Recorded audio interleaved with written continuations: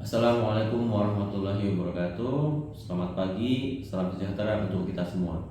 Perkenalkan, saya Oktafa Yuda Sudrajat. Saya adalah dosen tetap di Sekolah Bisnis dan Manajemen ITB, Institut Teknologi Bandung, di KK atau Kelompok Keahlian Resiko Bisnis dan Keuangan. Pada kesempatan kali ini, saya ingin menyampaikan mata kuliah yang saya ampuh, yaitu Investment Project Analysis atau analisis investasi proyek. Gambaran umum mata kuliah. Mata kuliah ini dirancang untuk memberikan pemahaman, keterampilan, dan juga pengetahuan kepada siswa dalam rangka melakukan evaluasi kelayakan suatu proyek, baik dari sisi finansial maupun resiko. Dalam kelas ini, peserta akan dibekali tools evaluasi seperti discounted cash flow, sensitivity analysis, Monte Carlo simulation, yang dengan pendekatan-pendekatan ini dapat diimplementasikan secara langsung dalam dunia industri. Struktur dan informasi teknis mata kuliah. Kode mata kuliah ini adalah MM6026. Diperuntukkan untuk jenjang S2, Magister Administrasi Bisnis. Mata kuliah ini memiliki bobot 3 SKS dan diselenggarakan selama 1 semester dengan 16 kali pertemuan, 2 diantaranya adalah UTS dan UAS. Mata kuliah ini bersifat pilihan dan diselenggarakan secara hybrid. Dalam hal ini ada yang hadir di kelas dan ada yang hadir secara online. Akses materi dan media pembelajaran. Semua materi perkuliahan termasuk handout, video, tugas akan tersedia dan dapat diunduh melalui platform EduNext ITB. Platform ini merupakan LMS yang disediakan oleh ITB untuk semua mahasiswa ITB. Mahasiswa diharapkan dapat memantau EduNext secara berkala untuk mengikuti perkembangan dan pengumuman terbaru. Peserta dan aplikasi praktis. Dalam perkuliahan ini, sebagian besar mahasiswa berasal dari praktisi industri, sehingga pembelajaran tidak hanya teoritis tapi juga sangat kontekstual, tidak hanya teori tapi juga praktis. Diskusi kelas sering kali dilengkapi dengan studi-studi kasus yang ada di perusahaan. Mahasiswa diharapkan dapat menerapkan teori langsung pada pengalaman atau proyek yang sedang dijalankan. Oke, makasih Bu Evi, ada Pak Christian, ada Bu Saumi, ada Zakiah Nur, Mbak Zakiah Nur ya sama Pak Renara David Chen. Oke, di ruangan juga ada Pak Hudan, Pak Isadora. Panggilannya? Dora. Oke, sama Mas Adit ya. Benar-benar mempelajari tentang apa isu-isu keuangan mulai dari investment decisions, financing decisions, kemudian profit distributions ya atau dividend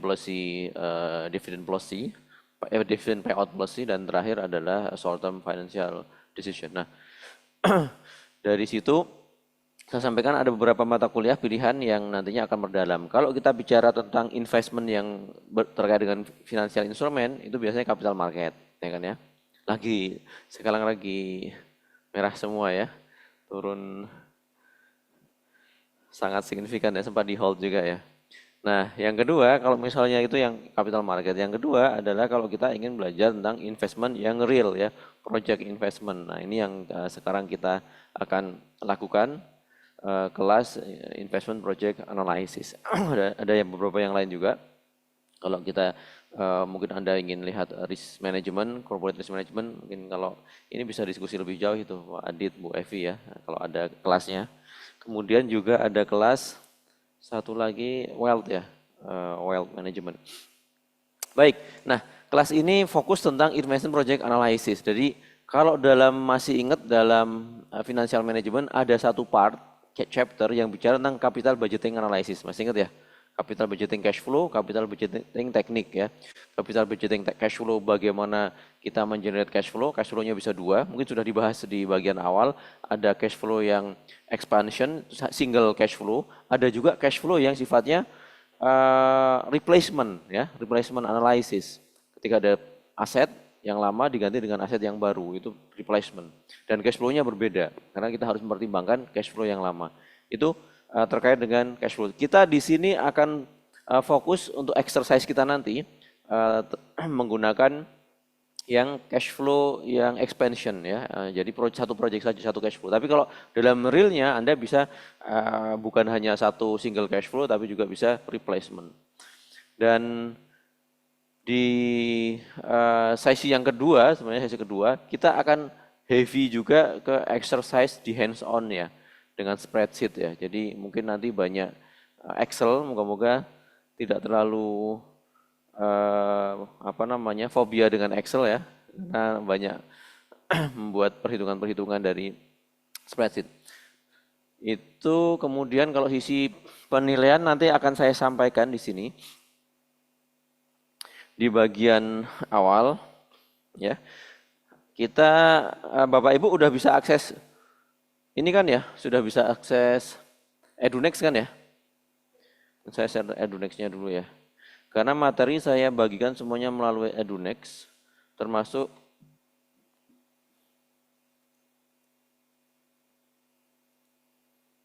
untuk UTS UAS ya, nanti kali ini sesi yang kedua. Saya coba.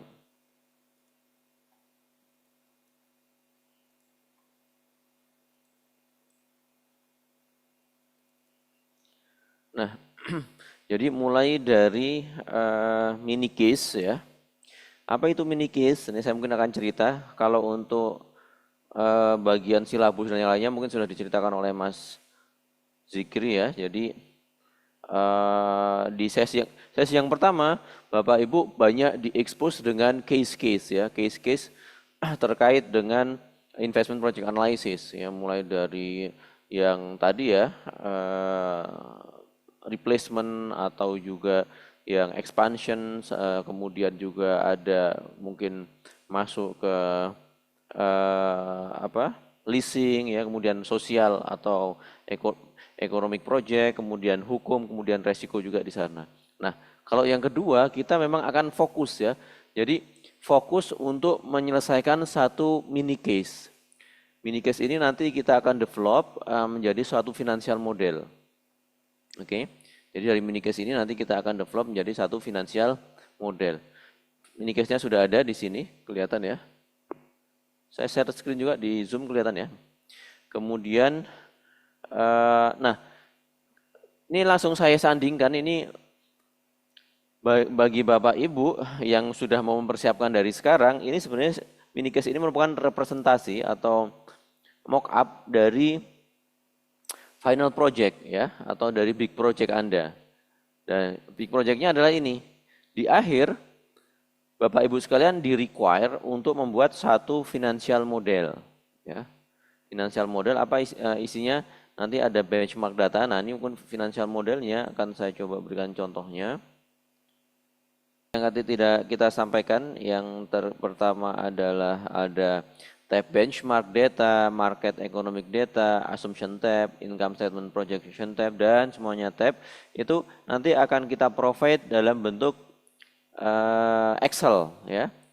Excel dari awal ini ada benchmark data, market and economic data, kemudian assumption, income statement yang di sini masih kosong ya, hands on ya. Masih kosong ya, nantinya kita akan isi bersama yang warnanya abu-abu ini. Sampai ini income statement, ada balance sheet, cash flow,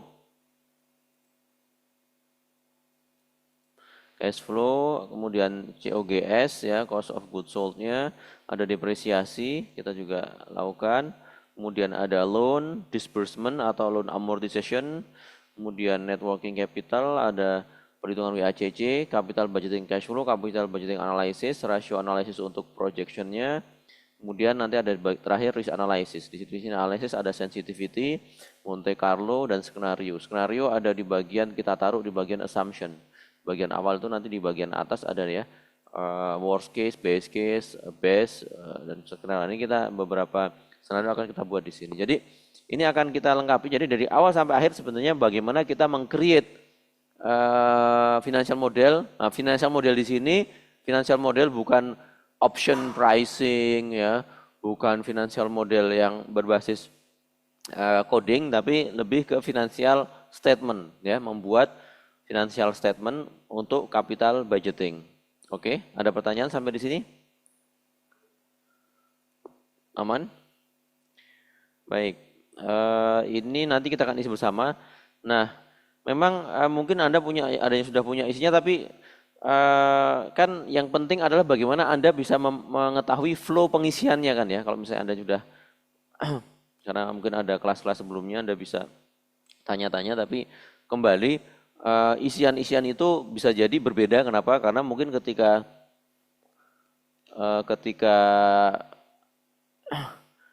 akan dimasukkan ya angka-angkanya, itu tentunya ada flow-nya, itu yang kita ingin lakukan. Nah, sampai di sini ada pertanyaan? Pak Yuda, mungkin sedikit tanya. Izin, Silakan. jadi nanti menyusun ini tapi nggak sampai ada goals-nya, misalkan harus layak, NPV-nya harus positif, itu nggak ya? Cuma Enggak ada. menggambarkan menyusun ini aja gitu ya? Ya, Oke, eh, di sini tujuannya adalah kita mengikuti proses dengan asumsi-asumsi yang diberikan ya. Tidak ada goals. Kalau untuk yang ini ya, yang yang di exercise ini kita mengikuti saja. Tapi kalau nanti Bapak Ibu tentunya itu juga mengikuti asumsi ya, asumsinya seperti apa. Dan tidak harus juga positif ya. Nggak ada ekspektasi positif, intinya sesuai dengan datanya Bu Evi. oke. Berarti nggak perlu running sampai dapet yang Oh positif, nggak enggak. gitu. Udah Oke. ini ketahuan ini biasanya yang mengexercise sehingga layak ini ya. Enggak ya udah. Nggak layak bisa nggak kan Pak? Kita kalau nggak, kalau layak kita coba putar-putar gimana biar nggak layak misalnya gitu kan? Oh, asumsinya turunin gitu. Ya, enggak ada sih Bu. Jadi ini kita fokus bagaimana membuat yang appropriate ya. Nanti memang ketika melakukan stress testing bisa ya melalui sensitivity kita bisa cek mana yang mempengaruhi secara signifikan sehingga kita bisa menyesuaikan gitu ya. Tapi nggak perlu ini karena prosesnya yang penting adalah bagaimana. Tapi ada beberapa yang menjadi signifikan ya. Pertama, kalau hasil nggak ada masalah, nanti NPV ini positif atau negatif. Tapi kalau kita bicara di WACC, nanti kita harus hati-hati ya. WACC-nya harus logis gitu kan ya. Kalau hasil nggak ada masalah kan ya. Tapi kalau WACC harus logis. WACC itu terdiri dari cost of equity, cost of debt dan cost of equity. Misalnya perhitungan Anda menghasilkan cost of debt-nya lebih tinggi daripada cost of equity. Nah itu kan sebenarnya melawan nature-nya gitu kan ya, melawan teori kan ya. Karena debt selalu lebih rendah resikonya daripada ekuitas untuk kasus normal. Kecuali memang sedang tidak normal, itu bisa terjadi. Ya kalau kita ingat di bagian financial management ada namanya term yield term structures untuk yield curve-nya. Ada yang normal upward slope-nya ke atas kalau masih ingat ya. Aduh, sorry.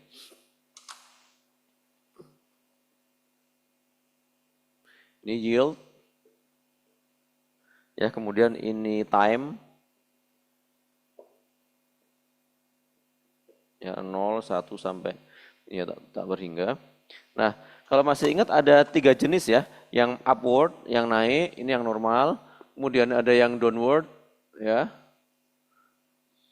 Ya, kemudian ada yang flat. Ya. Normalnya ini yield ya, yield itu adalah return dari debt. Makin panjang tentunya makin beresiko, gitu kan ya. Tapi ini menunjukkan kenormalan yield curve-nya. Kalau lagi nggak normal, sementara ini sebenarnya bisa jadi ya pandemi kemarin, kemudian sekarang itu juga bisa jadi sebenarnya nggak normal ya, tapi agak sulit melihatnya. Nanti kita akan lihat kalau misalnya ekuitas, ya resiko ekuitas itu lebih kecil dibanding dengan resiko debt, tapi atau hutang ya, tapi biasanya jarang sekali. Oke. Nah, Itu kemudian asumsi apa lagi ya yang kira-kira harus logis ya, yang kita bisa evaluasi apakah itu memang secara teori benar atau tidak. Tapi yang utama di WACC nanti mungkin akan kita lihat di sana. Sisanya sepertinya nggak ada masalah. Baik, demikian Bu Evi. Iya, Ada oke lagi Pak. Bapak Ibu? Kalau tahunnya ada minimal gitu nggak Pak? Gimana?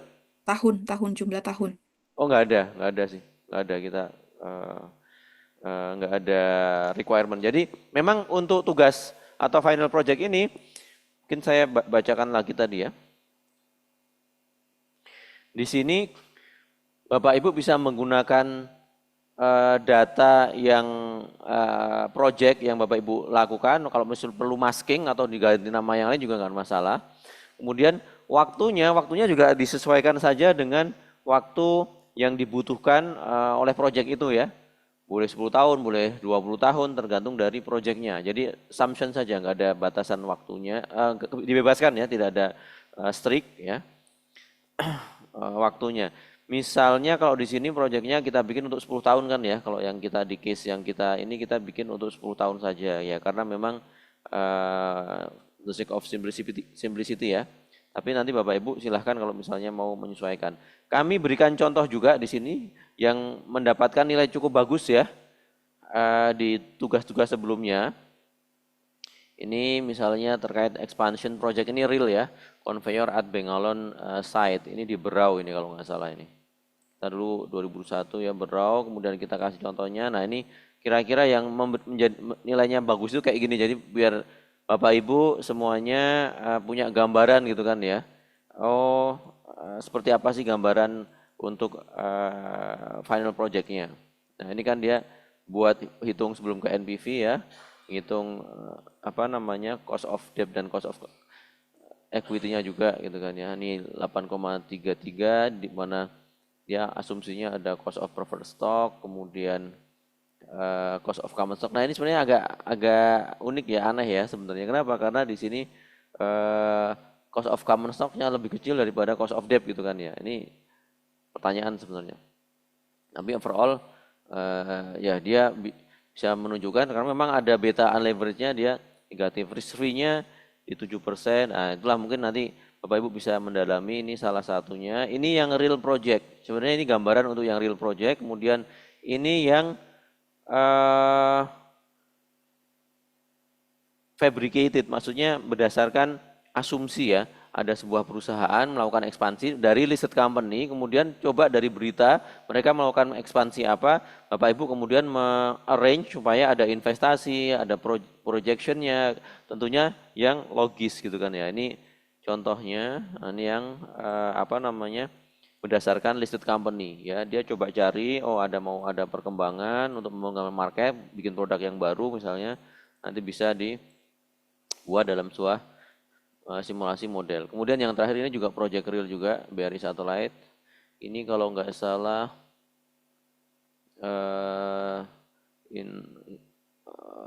investment project analysis dari teman-teman Pindad apa ya.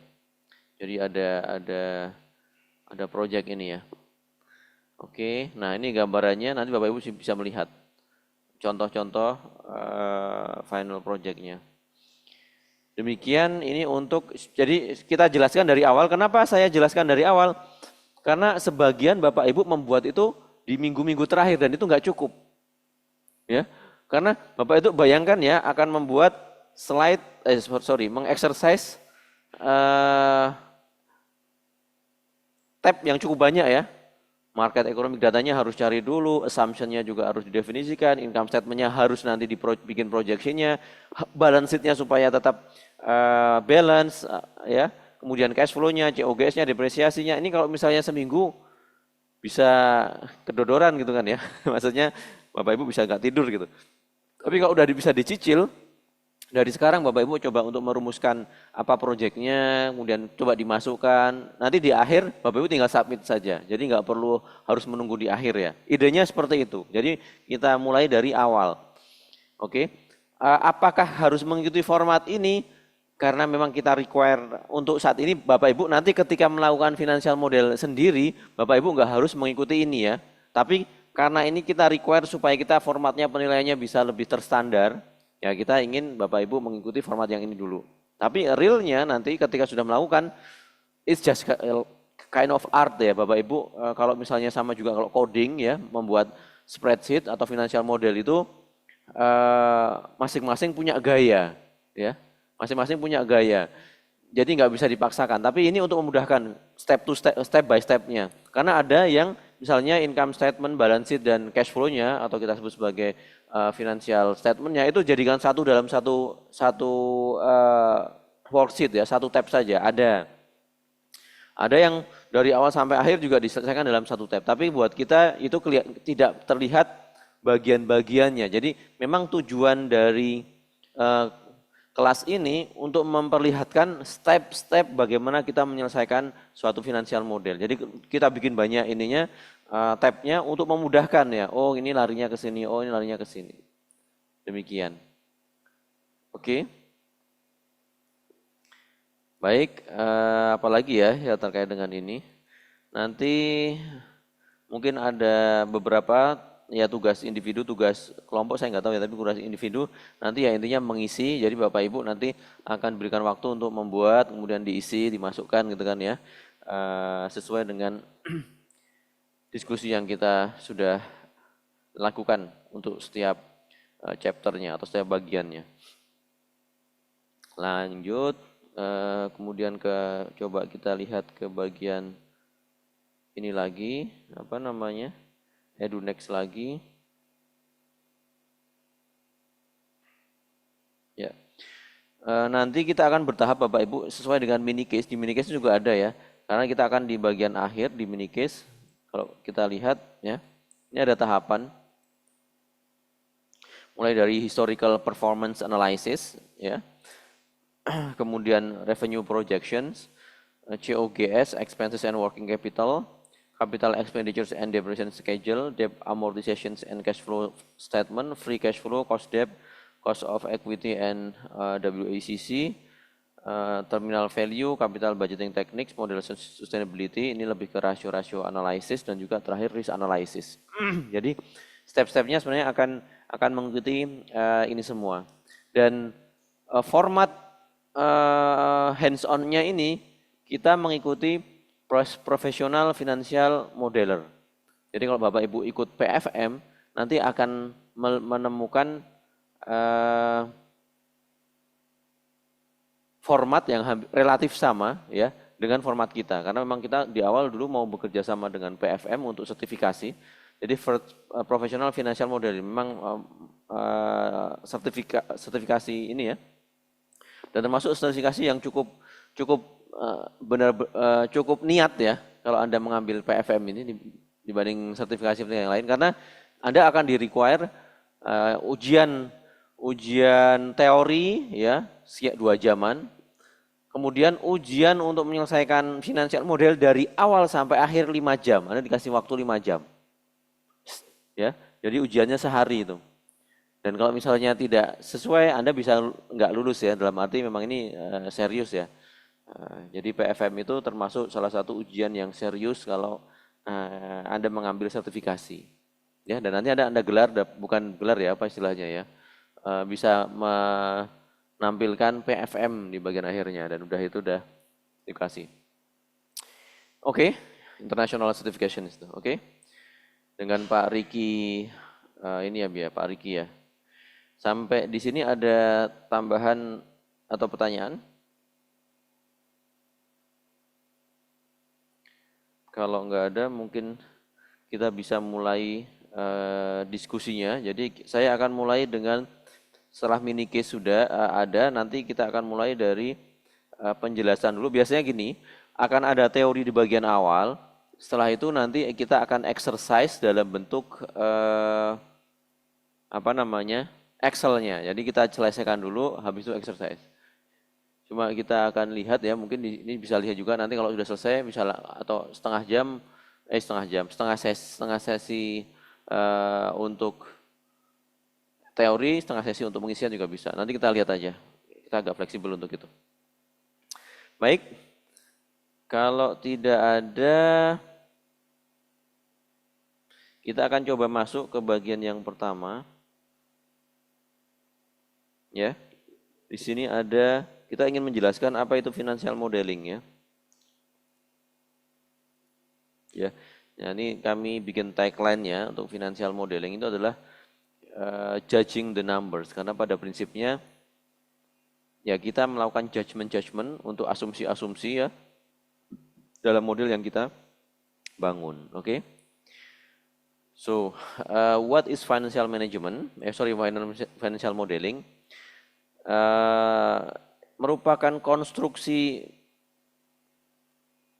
model matematika ya untuk mereplicate financial situations combining accounting, finance. Ini ada beberapa kompetensi yang dibutuhkan, ada accounting ya, finance, kemudian business metrics ya, yang by leveraging historical data, assumptions, and also formulas ya, representations of company decisions usually in spreadsheet ya, facilitates the analysis projection of financial outcomes.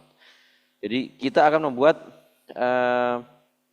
ini model matematika, tapi modelnya spreadsheet ya, replicate real financial situation. Financial situationnya adalah financial statement, oke? Ya. Nah, ini tujuannya apa? Untuk membantu pengambilan keputusan. Financial model helps business to make better decisions, making quickly, confidently, and also accurately ya. It helps company to understand the potential outcomes of indication. Dan nanti potential outcomes-nya kalau normal seperti apa? Kan biasanya ada skenario analisis ya.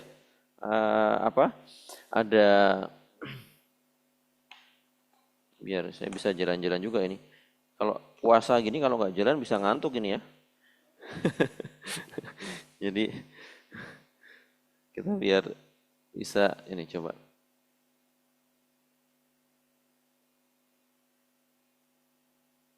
Loh, kok nggak bergerak ya? Oh, lambat ya. Bergerak tapi lambat. Oke, nggak apa-apa. Ya, jadi untuk pengambilan keputusan dan ya sudah cukup banyak kalau financial model kita buat ya, kita bantu, dan biasanya kalau financial model yang kita buat untuk apa saja nanti kita lihat, ada untuk membantu biasanya paling umum feasibility study ya, analisis feasibility study, yang ada juga kita pernah bantu untuk membuat right issue ya, BTN waktu itu mau tambah saham. Kita coba lihat. Ada juga untuk akuisisi ya, merger and acquisition, nanti akan kita lihat. Jadi intinya mencoba untuk melihat kira-kira keputusan yang paling optimal itu seperti apa. Apalagi kalau terkait sama risiko ya. Risiko harus punya dasarnya ya, terkait dengan finansialnya berapa, misalnya sensitivity-nya, stress testnya seperti apa. Nah, ini for decision terkait dengan keuangan kita udah bahas ya, investment decision. Ini kalau kita bicara di capital budgeting. Paling banyak memang nanti kita akan di sini ya. Financing decision mungkin tidak, tapi bisa kita modelkan juga dividend policy dan working capital. Working capital nanti akan masuk ke bagian investment decision. Jadi pengambilan keputusan ya, kalau kita masih ingat, ini posisinya ada di sebelah kiri, sebelah kanan Bapak Ibu. Wah, moga-moga masih bisa di retrieve ya. Yang di Excel-nya kan ini bicara di worksheet ya.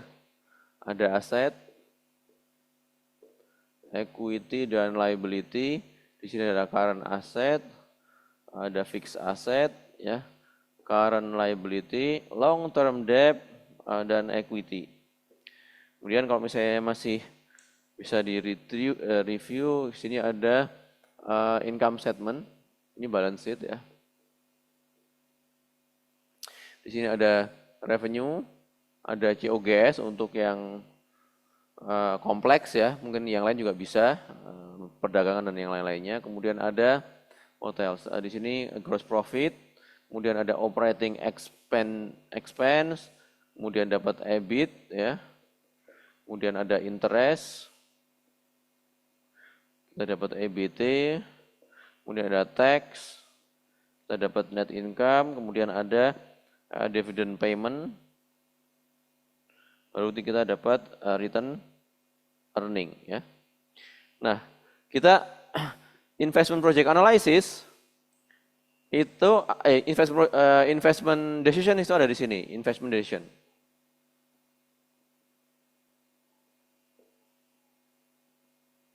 Ya, ada di sebelah kanan. Intinya kita mencari investasi yang paling menguntungkan kan ya. Kalau kita bicara investasi kan berapa yang memberikan return yang paling baik. Jadi di sini nanti standar ya IRR, NPV, payback period. Kalau Anda mau pakai apa? PI ya, profitability index. Kalau misalnya sosial ada cost benefit analysis gitu ya. Ini bagian dari investment decision, oke? Di dasarnya apa? Kalau NPV ada standarnya, harus lebih besar dari 0. Kalau IRR harus lebih besar daripada cost of capital. Masih ingat ya? Oke. Nah, investment decision. Di sebelah sini ya, ini akan bicara tentang financing decision.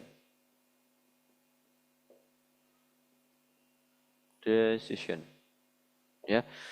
Kapan kita menggunakan debt, kapan kita menggunakan equity, berapa persen debt, berapa persen equity, kemudian mungkin pernah dengar optimum capital structure, itu adalah financing decision. Intinya ini nanti akan ada cost of capital, biasanya kita sebut sebagai WACC, gitu kan ya. Biaya modal, akan keluar WACC. Berapa besar WACC-nya gitu kan. Nah, WACC ini akan dikaitkan biasanya langsung dengan IRR ya. IRR, WACC-nya harus lebih kecil daripada IRR supaya layak. Ya, kenapa? Karena ini cost. Sehingga tujuan dari financing decision adalah mencari WACC yang paling kecil sehingga value perusahaan paling tinggi gitu kan ya. Kalau di sini mendapatkan IRR yang paling tinggi. Nah, ini yang kedua, financing decision. Yang ketiga kan di sini. Ya. Ini review aja ini. Nah, ini short term financing decision, ya. Net working capital. Ya, selisih antara ini. Bagaimana ini optimal ya? Net working capitalnya. Kenapa? Wah, kelihatan biru aja kalau hitam aja kalau gitu nanti nggak apa-apa. Kalau nggak kelihatan ya. Ya, ini NWC. Ya, ini short term financing decision.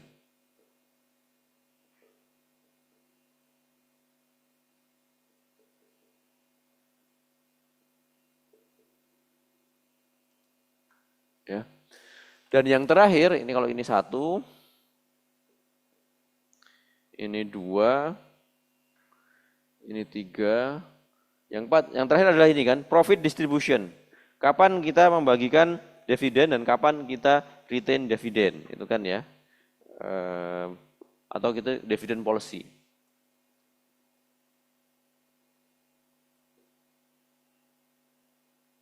Ya, ini keempat. Ini semuanya bisa semuanya dimodelkan dengan financial model ya. Anda mau di bagian investment bisa, financing decision juga bisa. Kalau di sini biasanya kita pakai damodaran ya untuk menggunakan apa namanya? Untuk debt cost of debt-nya biasanya menggunakan synthetic rating gitu kan ya. Kemudian nanti disimulasikan untuk mendapatkan WACC yang paling tinggi. Ini bisa pakai sana. Untuk leverage buyout juga bisa gitu kan ya. Tapi kalau leverage buyout biasanya gabungan dua-duanya. Kemudian kalau misalnya di sini kita ingin dividend policy, kira-kira memang agak unik ya kalau dividend policy itu berbeda dengan 3 yang lain. Teorinya itu bercabang sebenarnya 2. Ada yang mengatakan bahwa dividen itu relevan dan dividen itu tidak relevan gitu kan ya. Jadi kadang agak sulit juga itu kalau dividen ini lebih ke arahnya kira-kira tetap optimumnya nanti di return earningnya seperti apa. Jadi ini terkait dengan for decision. Semuanya bisa digunakan, oke? Nah ini financial modelnya ya, financial model statement model ini yang kita akan gunakan. Financial statement model sebenarnya sederhana, dia hanya mereplikasi financial statement terdiri dari income statement, ini kan ya, income statement, balance sheet dan cash flow. Dan juga cash flow equity statement juga. Hanya saja kalau kita bicara financial model, kita bikin proyeksinya ya, forecasting, analyzing financial statement such as balance sheet, income statement, and cash flow to assess company financial health and performance. Ada namanya juga DCF. Kalau DCF kita sudah masukkan time value of money, masih ingat ya? Di discount, kan ngitung present value. NPV itu kan masuk ke discounted cash flow. Merger and acquisitions ya, analyzing and evaluating the financial implications of potential merger, acquisition, and divestitures, devastasi ya. Ini leverage buyout, jadi beli perusahaan, beli aset dengan hutang, itu kira-kira seperti apa itu juga bisa. Project finance model, ini ke finance-nya. Sensitivity scenario model, ini juga nanti bagian dari yang kita analisis. Kemudian option pricing, kita nggak sampai ke sana. Ya, Black-Scholes, kemudian Black-Scholes model, ada yang menggunakan tree diagram. Nah, tapi kita akan coba nanti melakukan Monte Carlo simulation model. Monte Carlo untuk mendapatkan probability suatu project itu layak atau tidak. Kalau kita biasanya cuma ngitung NPV-nya berapa, IR-nya berapa, dengan Monte Carlo kita bisa menentukan probability-nya, kemungkinan project itu layak atau tidak, atau NPV-nya berapa besar. Nah, ini yang pertama terkait dengan financial model. Jadi kita akan membuat apa? Membuat hubungan antara income statement, balance sheet, equity statement, dan juga cash flow. Dalam konteks kalau kita membuat proyeksi apa? Proyeksi perusahaan. Jadi entitasnya bentuknya perusahaan. Ya. Tapi kalau cuma project, biasanya cuma butuh sampai di income statement saja. Kita nggak perlu ada balance sheet. Ya. Kita perlu balance sheet karena apa? Untuk perusahaan untuk melihat asetnya ada perubahan di sana. Karena kalau masih ingat ya, di menghitung FCF kan ada OCF ya. OCF equal itu apa OCF? EBIT dikali dengan satu main tax ditambah dengan depresiasi kan ya. Ini adalah NOPAT tambah depresiasi. Nah, nanti ada FCF adalah OCF dikurangi NFAI dikurangi NCAI gitu kan ya. Net fixed asset investment, net current asset investment. Nah, ini yang nantinya akan membutuhkan apa namanya? Membutuhkan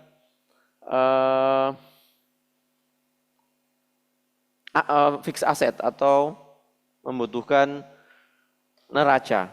Oke. Ada pertanyaan lagi?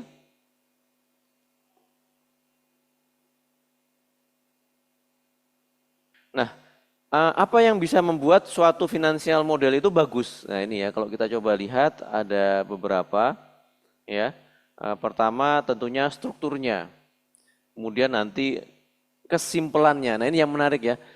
Struktur itu kalau kita lihat itu yang seperti ini. Ada benchmark data, ada market economic assumption, kemudian income statement dan yang lain-lainnya itu merupakan struktur ya.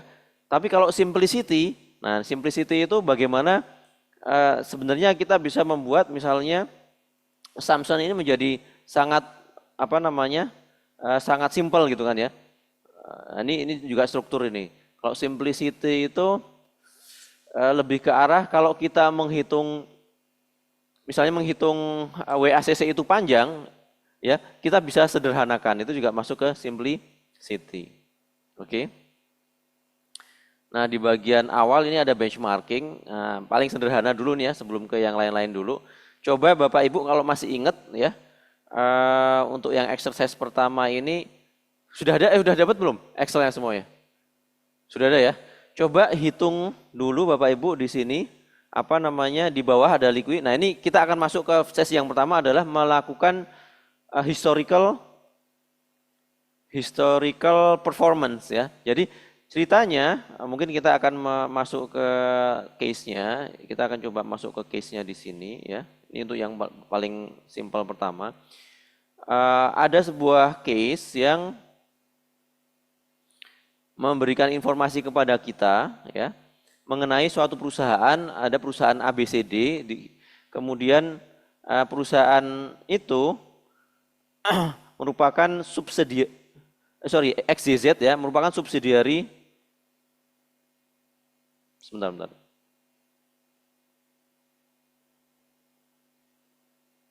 Subsidiari dari PT ABCD ya, kemudian industrinya apa? Farmasi. Kemudian ini ada project, kemudian projectnya adalah membuat suatu produk. Ini produknya obat. Ini real ya sebenarnya. Cuma kita apa istilahnya ya? Kita sesuaikan kembali untuk menghindari ini NDA ya sebenarnya ya. Dulu karena tidak boleh kan ya, jadi diganti namanya, diganti apa? Diganti eh, datanya lebih dikalikan ya, dikali beberapa kali supaya memang agak berubah. Kemudian ini kita memiliki historical datanya, kita kemudian informasikan di sini termasuk capex dan yang lain-lainnya. Saya capex ya. Nah, jadi berapa capex yang dibutuhkan untuk bisa membuat pabrik itu? Pertama butuh land, butuh tanahnya 50 billion, kemudian plan 120 billion, kemudian ada equipment, kemudian ada equipment A, B gitu ya. Kapasitasnya juga, kemudian di sini adalah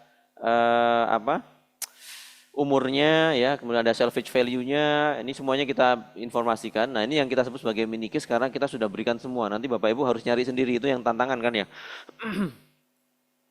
Kemudian asumsi-asumsi untuk intangible assetnya, apakah dibiayai dari full dari ekuitas atau ada dari hutang ya. Nah, ini kita berikan informasinya, kemudian ini juga proyeksinya, nanti akan COGS, ini yang kita akan masukkan satu persatu. Nah, untuk bagian awal, ini kita akan melakukan historical performance analysis ya. Nah, historical performance analysis kita akan menghitung ya. Coba nanti ini mungkin yang bagian awal sebelum kita lebih jauh, kita ingin menghitung bagaimana performance dari PT ABCD dengan melihat apa? Rasio keuangan. Di bagian bawah ada rasio keuangan dari minus 5 sampai 1, mulai dari current ratio-nya, quick asset ratio-nya, activity-nya. Sebagian dari rasio ini akan nanti digunakan terutama rasio-rasio terkait dengan activity ratio ya. Kemudian juga ratio yang terkait dengan gross profit ya, net profit margin, kemudian ROI ya. Sebagian kita bisa gunakan, tapi yang utama di sini sudah kita bagian untuk yang forecastingnya. Selling, jadi masih ingat Bapak Ibu terkait dengan pro forma analysis? Waktu itu kita bikin di financial management kan ya. Jadi pro forma itu membuat rasio antara suatu account terhadap salesnya kan ya. Ya, ini kita buat juga di sini. Ini nanti akan kita perlu masukkan untuk di bagian assumption di sini, terutama di bagian-bagian awal, di bagian income statement-nya. Nah, ini akan masuk di sana ya. Kemudian COGS, nah ini di sini expenses-nya berapa, general and administrative-nya berapa gitu ya. Kita bisa lihat. Nah, coba di exercise dulu, Bapak Ibu masih ingat menghangatkan pagi hari ini biar tidak mengantuk ya. Coba dihitung dulu untuk profitability-nya. Nanti kita akan coba lanjutkan setelah diisi ya. Terkait dengan struktur ya, bagian dari strukturnya, ini bagian dari struktur, nanti bagaimana work-nya, coba kita pemanasan dulu. Silahkan dihitung ya. Ya. Boleh kalau ada pertanyaan.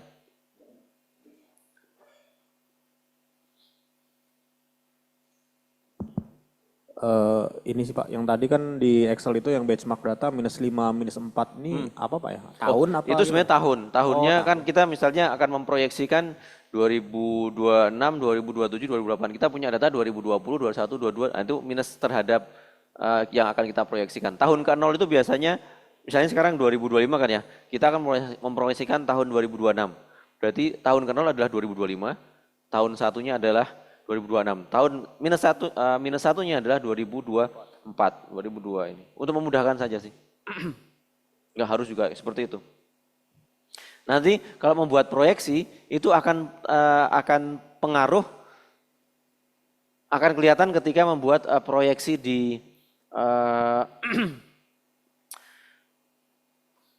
menggunakan regresi. Kalau Anda menggunakan regresi berarti Anda harus membuat tahunnya tahun 20 kan, misalnya 20 tahun kan biasanya T kan, T1, 2, 3. Anda punya 5 tahun, nanti baru tahun ke-6, ke-7, 8 kan ya. Jadi nggak cantik kan ya. Tapi kalau misalnya kita bikin minus 1, minus 2 itu nanti akan kelihatan lebih apa namanya, natural, lebih ke pendekatan. Gitu sih Mas. Oke, ada lagi nggak apa-apa kalau ada pertanyaan? Apa? Oh, semua rasio coba. Masih ingat nggak?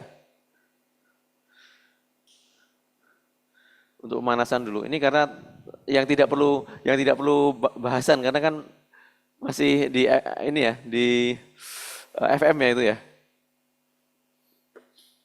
Bisa juga nyari di internet sih untuk mendapatkan execution-nya. Silahkan untuk yang di Zoom juga coba di ini dulu. Oke. Nah, enaknya Excel tinggal di drag ya. Sudah dapat, geser ke kanan, sudah dapat, geser ke kanan gitu ya. Repotnya kalau memang manual ya. Bisa cepat jadinya ini. Untuk yang average age of inventory ini mungkin perlu kita melihat dari sisi case-nya ya. Mungkin kita coba lihat satu persatu ya. Pertama, kalau current ratio rumusnya apa? Current asset minus bagi dengan current liability kan ya. Aman. Kalau untuk quick ratio, current asetnya dikurangi dengan inventory. Rumusnya sama, current aset dikurangi dengan inventory dibagi dengan current liability. Nah ini mungkin yang agak ini average age of inventory. Rata-rata umur dari persediaan. Di sini apa Bapak Ibu?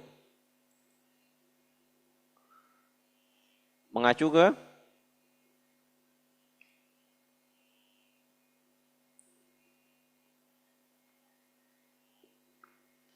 harus ada hari dalam setahunnya dulu kan rata-rata kan ya. Kemudian berarti hari dalam average average age of inventory berarti rata-rata hari dalam satu tahun dibagi dengan apa? Di sini adalah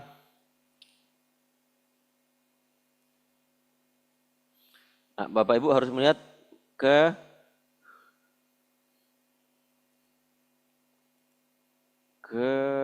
wait.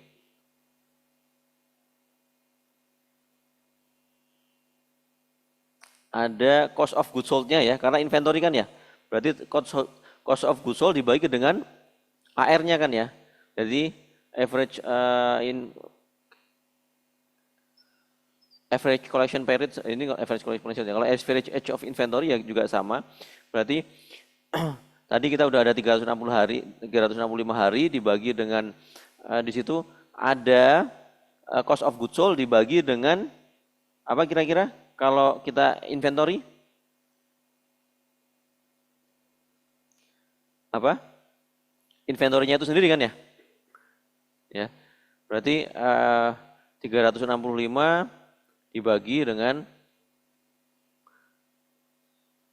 COGS dibagi dengan ini atau sebenarnya 365 dibagi ya. Dibagi sales terhadap inventory karena dibalikan ya ini ya. Rumusnya. Kemudian, nah jadi harus melihat umur, karena umur berarti 365 hari. Untuk average collection period juga sama. Cuman hati-hati untuk average collection period. Ya 365 ya hari, umurnya kan ya. Dibagi dengan AR turnover-nya ya. Account receivable turnover-nya. Dia ada di turnover-nya kita membandingkan antara apa?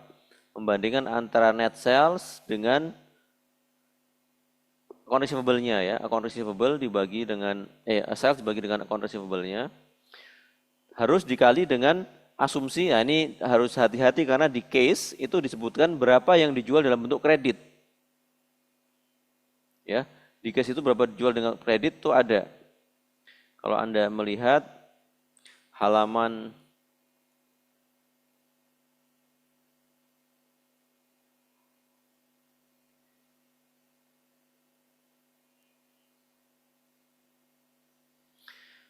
halaman 8 itu ada ya, 50% of sales will be on credit. Jadi cuma 50%, berarti dikali dengan 50%.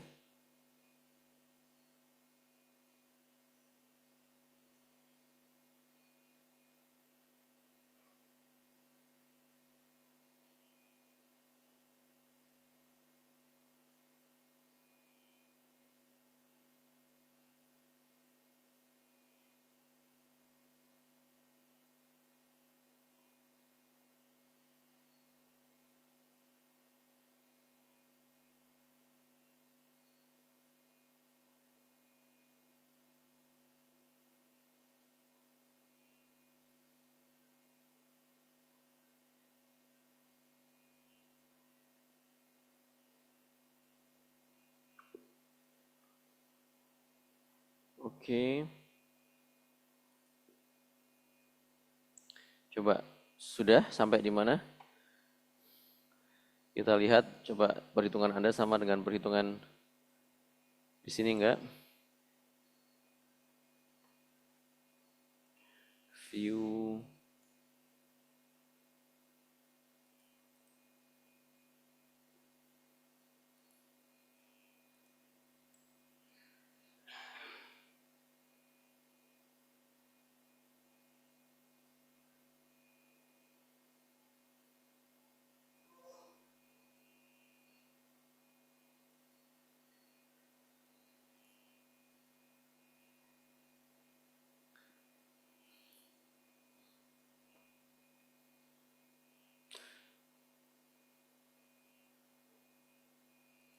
Oke.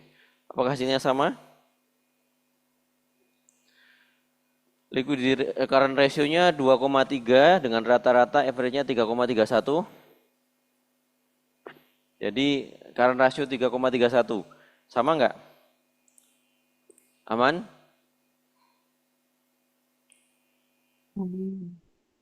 Oke. Nah, kalau 3,31 current ratio-nya bagus nggak nih Bapak Ibu ya? Tanpa lihat benchmark yang lain ya masih oke ya.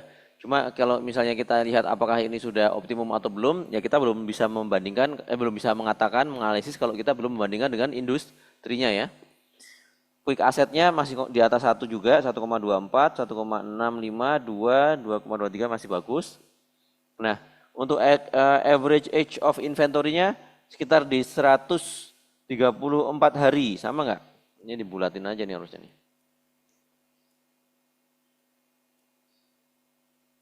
Kita bulatkan saja. Ya, karena hari nggak tengah-tengah juga ya. Kemudian average collection period-nya 98, sudah dibulatkan. Average payment period-nya di 85. Tapi kalau untuk total asset turnover kayaknya harus dibikin ini koma. Average collection period-nya 98. Karena dikali dengan 50%. Ada 50%.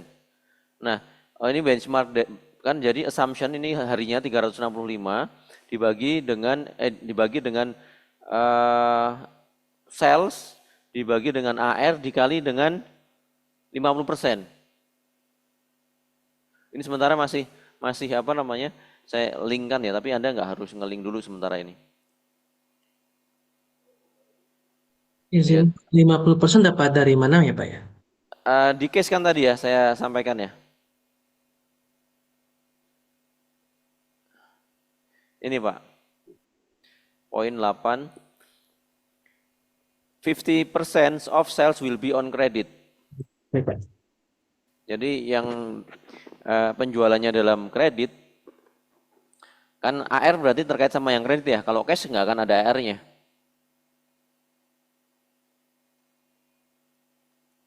Boleh diulang tadi Pak, rumusnya Pak, yang Ya, jadi average collection. 365 dibagi dengan sales, dibagi kurung ya ini ya. Ini sales, ini adalah AR-nya. D30 ini AR yang ada di sini. Ini account receivable-nya 34, mana 34. Nah ini account receivable-nya dikali dengan 50%. Ini kami udah masukkan ya asumsinya di sini 50%. Karena nih ya 50% untuk sales-nya.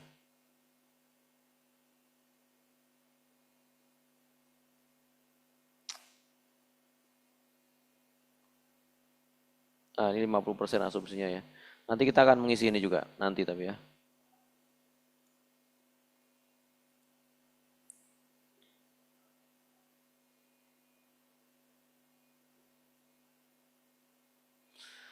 Sama juga dengan average payment period, harus melihat case-nya. Karena di case itu dia 90% purchasing will be on COGS. Jadi untuk average payment period ini kan hutang dagang. Hutang dagangnya yang dia berhutang adalah 90%. nggak 100% ya. Sehingga harus dikali dengan hutang dagangnya. 365 di sini COGS dibagi dengan payment period account apa? Payment ini ya, apa sih namanya kok lupa. Account payables ya, account payables ya, dikali dengan 90%.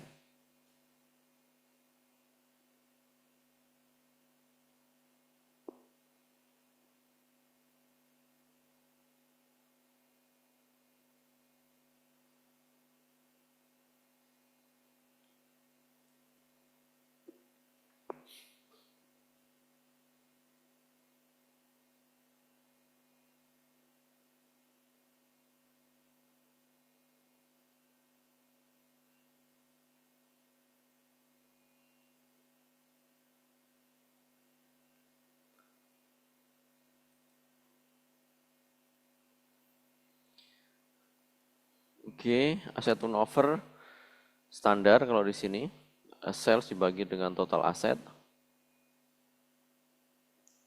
Debt ratio jangka panjang jangka pendek ya, bagi dengan total aset juga. Time earnings ratio bagaimana dia bisa menutupi earning ya, earning before interest and tax ya, EBIT dibagi dengan bunganya. Kalau ini standar nih, gross profit margin, gross profit dibagi dengan sales, operating profit margin juga sama, net profit margin juga sama.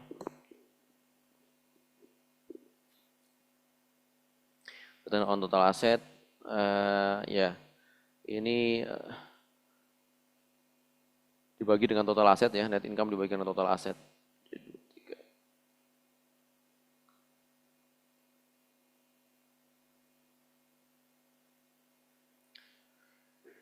Kalau untuk ROE dibagi dengan net income dibagi dengan ekuitas. 56. Total equity. Oke, hasilnya udah sama semua?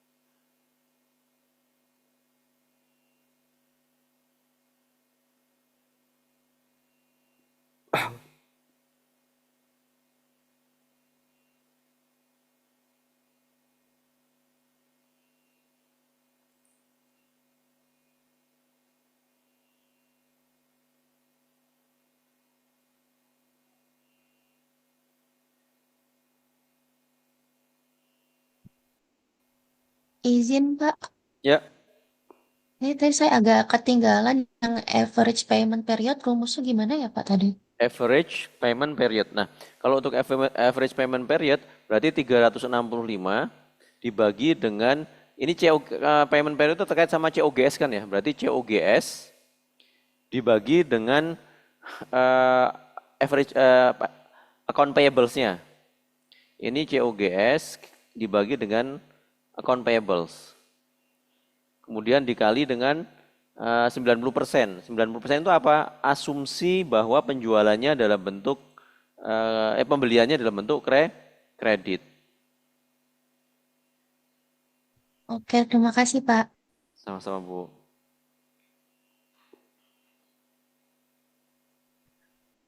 Izin Pak, saya Ya, yang average age of inventory-nya beda sedikit. ya, Itu kan 365 ya. dibagi dengan hmm, Di sini berarti sales-nya kan ya?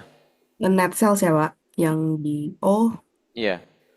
11 di itu adalah net, sorry, COGS ya, karena bukan net COGS. sales ya, COGS Bu ya. Oke. Karena apa namanya, dia adalah inventory kan ya, inventorinya dari COGS. Kalau collection period yang baru yang dari sales. Oh ya ya, oke Pak. Saya tadi dari sales yang inventory. Berarti inventory dari COGS, yang Inventory ya. collection period dari sales ya Pak.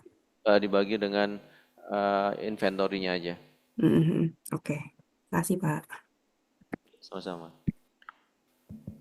Pak, tadi Ya, yang time interest earn ratio ini dari gross profit apa operating profit Pak ya? eh Dari operating profit. Karena EBIT kan ya, earning before interest and tax. Nah, di sini namanya total operating profit sama nih, EBIT. Nah, ini EBIT ya. Earning before interest and tax. Atau EBIT.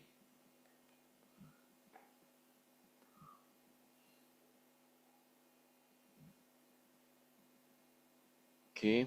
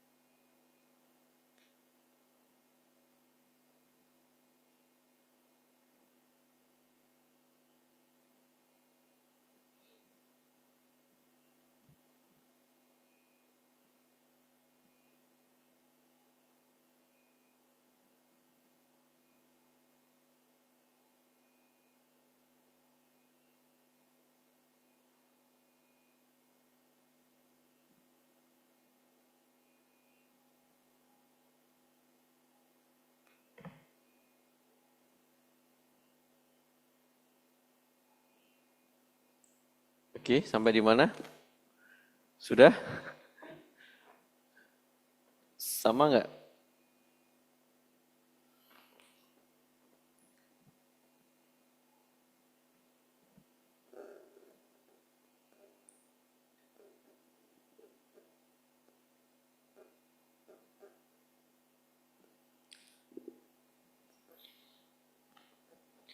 Kalau sudah berarti stage 1 sebenarnya sudah terselesaikan, Bapak Ibu.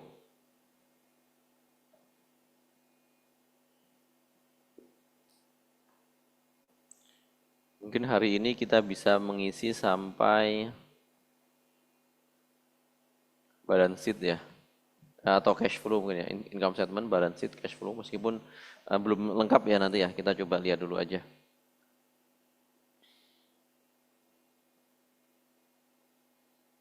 Oke. Nah, kita kembali yang kosong, saya udah punya isinya, mungkin Bapak Ibu juga udah ada yang isi, tapi kembali ya, seandainya punya isinya pun kalau misalnya nggak tahu bagaimana memulainya, nanti akan kebingungan. Jadi kita coba ikuti saja prosesnya.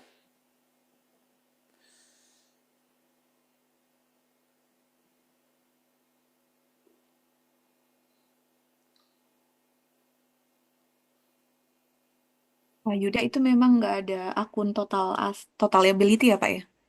Total liability, Liability. Nggak dibuat sendiri ya Pak? total current liability, oh nggak ada sih Bu. Jadi kalau misalnya mau dibikin juga boleh aja sih. Iya, oke. Nah, ini total, di sini adanya liability dan equity. Total untuk total liability dalam arti yang short term dan yang long termnya kita nggak tambahkan. Bisa ditambahkan sih Bu. Nah, silakan kalau ada tambahan pertanyaan.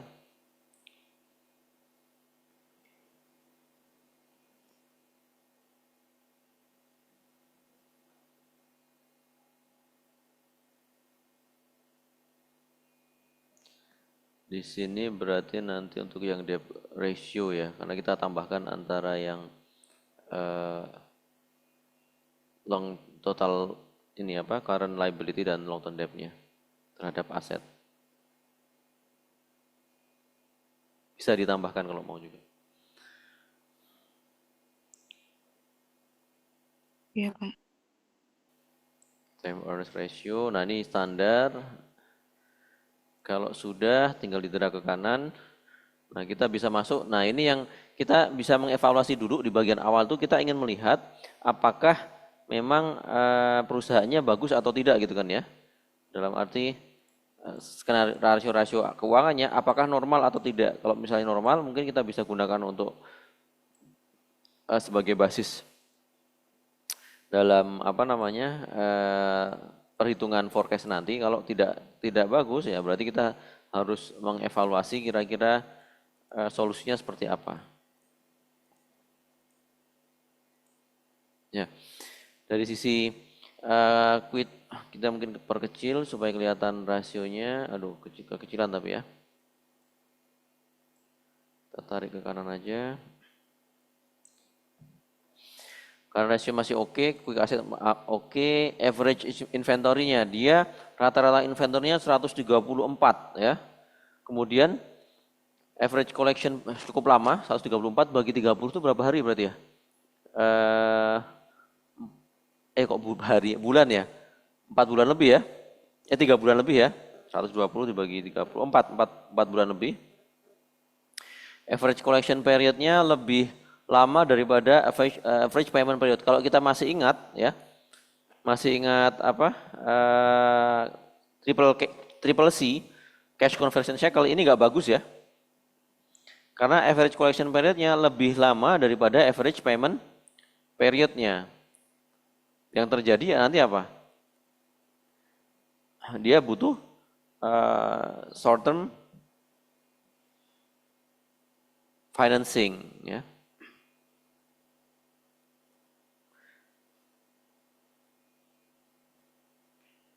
Oke, kemudian di sini total asset turnover-nya bagus ya, di atas 1. Debt ratio-nya, kalau debt ratio kita tidak bisa mengatakan ini bagus atau tidak ya, kita harus cari optimum capital structure-nya. Tapi ya ini masih kecil, masih bisa di leverage. Kemudian time earnings ratio-nya juga bagus ya, bisa bayar bunga. Profitability-nya, gross profit-nya tinggi, operating profit-nya tinggi, net profit margin-nya cukup tinggi. Kemudian return earning-nya juga, return on asset-nya tinggi. Dan juga return on equity-nya cukup tinggi. Return on asset kita mengambil dari net profit ya. Oke. Ini bagus sih perusahaannya ya kalau kita memang datanya seperti ini. Nah, kalau udah bagus, kita melihat kondisinya perusahaannya bagus, maka kita bisa menggunakan, kita akan gunakan data ini untuk sebagai struktur structure-nya bisa digunakan untuk melakukan forecast ke depan. Ya. Kalau misalnya perusahaannya nggak bagus, berarti kita mengasumsikan perusahaan yang nantinya akan kita forecast juga sama seperti itu kan ya. Jadi kita harus melihat kesehatannya dulu. Kalau memang udah sehat, berarti kita bisa menggunakan bahwa perusahaan yang sehat ini bisa diasumsikan untuk melakukan forecast jangka panjang perusahaan anaknya. Karena kalau enggak, berarti kita harus ada penyesuaian nanti. Tapi ini menurut saya sih normal, sehat perusahaannya, sehingga kita bisa kemudian membuat benchmark untuk forecastingnya. Mulai ini profit, percent of sales-nya ya. Selling expenses to sales berapa, general administrative to sales berapa, R&D to sales berapa, marketable to sales berapa, semuanya terhadap. Kalau untuk yang average collection period, average age inventory, average payment period itu sama saja, diambil saja dari sana. Dari atasnya tadi. Kemudian accruals itu akan menyesuaikan juga debt ratio-nya. Nah, ini terhadap equity ya, berarti debt terhadap equity, kemudian ada return on equity, ada dividend payout ratio. Yang accrual to GA expense tadi apa Pak? Accruals to GA. Accruals-nya di sini ada accruals to general and administrative. Oh, ya. Yeah. Accruals to GA. Cuma dibikin ini aja. Jadi ada beberapa yang memang tidak terhadap sales kan ya, tapi terhadap account yang lain.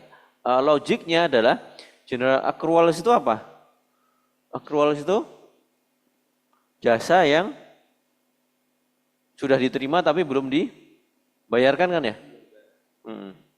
Jadi ada jasa-jasa di sini bukan terhadap sales tapi terhadap general and administratifnya yang mungkin dia sudah menerima jasanya tapi belum dibayarkan. Nah, yang lebih cocok kemana? Ke G&A. Tapi bisa nggak Pak ke sales? Sebenarnya bisa aja, nggak ada masalah. Ini untuk memberikan alternatif bahwa ketika kita membuat rasio seharusnya tidak ke sales saja, bisa tidak ke sales saja, kepada account yang memang dia dekat terhadap sana, terhadap rasio tersebut. Kan bicara korelasi sebenarnya kan? Berarti maksudnya asumsinya yang di accrual itu biaya-biaya terkait GA gitu ya? Iya, Oh. iya lebih ke sana. Ini untuk biasanya karena semuanya lari ke sales, jadi seakan-akan oh kalau nggak sales nggak boleh dong. Oh sebenarnya bisa, selama logik ya. Jadi kan memang tergantung dari ininya ya, perusahaannya ya. Kalau Ya, kalau di sini kan di mini case ini kan intinya dari yang historical terus di rata-rata gitu ya. Nah, kalau yang real financial model apakah seluruhnya ngelihat rata-rata atau misalkan ada beberapa rasio yang secara historical fluktuatif banget atau mungkin cenderungnya trennya memang naik naik. banget atau turun banget, maksudnya bisa diambil yang terakhir aja atau memang biasanya Enggak rata-rata sih. gitu. Kalau memang untuk pengambilan asumsi itu coba kita cari yang memang merepresentasikan real conditionnya, nggak harus rata-rata ya. Rata-rata itu kan ketika memang kita nggak tahu patternnya seperti apa. Tapi kalau kita tahu patternnya, jadi semua asal kita bisa jelaskan dan strong, nggak ada masalah sebenarnya. Jadi rata-rata cuma salah satu Salah pendekatan satu aja gitu ya. pendekatan saja. Nanti ketika melakukan forecast itu juga ada beberapa cara. Ada beberapa cara pakai moving average, ada pakai linear regressions, ada bisa sebenarnya kalau mau lebih ini juga menggunakan auto regresif gitu kan ya. Jadi tidak harus rata-rata, ini salah satu pendekatan saja. Memang concernnya itu ya. Kadang kalau misalnya bahkan sebenarnya ada data-data yang kalau kita rata-rata karena ada outlier malah jadi jelek gitu kan. Nah, ya outliernya berarti harus di take out atau kalau enggak memang kita coba sesuaikan saja mana yang paling lebih mendekati kondisi realnya. Oke. Nah ini menarik nih karena udah biasanya kalau udah pengalaman oh ini harusnya apakah diambil rata-rata enggak ya. Kita bahkan ada juga kalau memang misalnya nih terjadi pandemi kemarin kemudian sampai sekarang ini kan masih belum stabil kan ya sebenarnya ya. Gimana kemudian kita melakukan pengambilan data gitu kan ya. Kalau mau pendekatannya untuk yang jangka panjang harusnya ambil yang normal kan. Nah, cari definisikan normal itu apakah sebelum tahun-tahun itu atau memang sekarang udah bisa normal tuh sekian. Nah itu yang harus didefinisikan ya. Pandemi pasti nggak bisa dimasukkan itu kan. Kecuali kita ingin melakukan stress testing. Nah kalau stress testing bisa. Pak Yuda, sorry, Ya. tadi kan udah dijelasin accruals to GA expenses ya. Ya. Boleh diulang sekilas lagi, Pak? Oh Belum iya. belum nyampe situ soalnya tadi. Oke, kalau untuk G&A to accruals itu sebenarnya kita mengasumsikan bahwa accruals ini sebagian jasa-jasanya itu ada di G&A-nya, General and Administrative. Jadi dia lebih korelasinya lebih dekat terhadap G&A-nya, bukan terhadap selling-nya. Nah, sehingga kenapa dia dibuat terhadap sales. Terhadap mana tuh G&A, accrual to G&A, bukan terhadap sales. Oke, jadi apa dengan apa, Pak? Ini perbandingannya? Accruals terhadap General and Administrative. Kalau kita Oh, coba lihat ke atas, di sini Ibu bisa lihat, ini ada accruals, kemudian oke. ada Iya. G&A-nya. Oh, oke. Iya, Pak. Lanjut. Nah, kalau di sini kan kita bisa lihat ini mulai dari income statement, kemudian dari balance sheet, ya, itu kita jadikan satu ya. Ini salah satu karena ya salah satu pendekatan saja. Cuma kalau untuk proyeksi kita nanti kita pisahkan. Oke. Baik, nggak apa-apa lah. Kita sudah melakukan analisis di bagian awal ini. Mungkin kita kembali ke teorinya sebentar sebelum nanti kita mungkin selesai break jam 10 ya, jam 10. Ini tantangannya memang karena banyak Excel-nya ini ya. Biasanya ini kelasnya 1 minggu per minggu gitu kan ya. Jadi kan bisa teori kemudian latihan, kalau nggak selesai bisa dibuat minggu selanjutnya. Kalau ini kan harus selesai dalam 1 harian. Dan itu yang menjadi challenge ya. Biasanya akhirnya saya mix ya bareng sekalian ngisinya karena nggak akan selesai. Kalau yang kelas reguler itu gampang gitu. Bisa coba di ini dulu. Apalagi nanti waktu bikin balance sheet itu sangat intensif kan. Harus membuat balance kan ya. Gimana cara balance-nya gitu kan ya. Nah, itu sering nggak sekali jadi langsung balance ya. Kalau misalnya kita pakai project nggak perlu balance sheet. Tapi karena ini asumsinya perusahaan, jadi ya harus keluar balance sheet-nya sih. Tapi nggak apa-apa. Tapi ini kita ini. Kan ini kan membuat suatu perusahaan kan ya, entitas ya. Kalau project cukup OCF saja sebenarnya kan. OCF equal to FCF. Oke, kita coba lihatnya. Dari structure tadi, harapannya dengan membuat bagian awal, ya, kemudian data, kemudian nanti ada forecast, kemudian ada analisis, itu membuat kita memudahkan dalam membaca. Simplicity itu biasanya dikaitkan dengan apa, Bapak Ibu? Dikaitkan dengan tampilan biasanya. Sering nggak lihat kalau saya ada sebenarnya, tapi mungkin nantilah saya coba cari. Mencoba untuk memunculkan hasil dalam bentuk gambar gitu kan, ilustrasi. Ini biasanya sering dipakai sama Big Four ya. Kalau kami dari kampus biasanya seninya detail gitu kan ya, untuk menunjukkan ke detailnya. Tapi kalau konsultan itu biasanya ditunjukkan simpel-simpel aja kan ya. Hasilnya kayak gini gitu ya. Secara intuitif asik ya, tapi kalau ditanya detail kadang bingung juga gitu kan. Ini asalnya dari mana gitu kan ya. Tapi nanti kayak saya coba tunjukkan juga ada gitu ya. Dan lebih apa ya, memang lebih eye catchy ya. Quality of assumption next ya, ini yang menjadi tantangan sebenarnya. Rumus NPV, rumus IRR kan butuhnya cuma input ya, harga dan yang lainnya ya. Tapi yang jadi masalah adalah bagaimana kita menentukan asumsi kan ya. All about assumption ya. Jadi kalau misalnya kita menggunakan asumsi yang salah ya sudah salah semua. Apalagi nanti kalau kita bermain dengan Monte Carlo, di mana itu ada distribusi. Distribusi itu ada asumsi-asumsinya gitu kan ya. Kalau kita salah mengambil distribusi, hasilnya juga bisa salah gitu kan ya. Kita melakukan random number yang berbeda, yang salah. Flexibility. Nah, flexibility ini Bapak Ibu, kalau misalnya Bapak Ibu membuat financial model, jangan sebenarnya kali ini belum ya, membuat dalam bentuk hard code. Maksudnya ditulis angka 5% kali 5%, misalnya inflasi 5%, ini kali 5%. Kayak yang tadi 365 kan, kita tulis 365 dulu dibagi ya. Nanti kalau misalnya kita berubah, setelah berjalan lama kemudian berubah, ini harusnya bukan 365 hari, ini 360 hari. Artinya kita harus mengganti semua yang kita tulis tangan tadi kan. Sebaiknya kita akan merefer saja ke satu angka, sehingga kalau kita ubah itu, semuanya akan berubah. Itu terkait sama flexibility. Ya.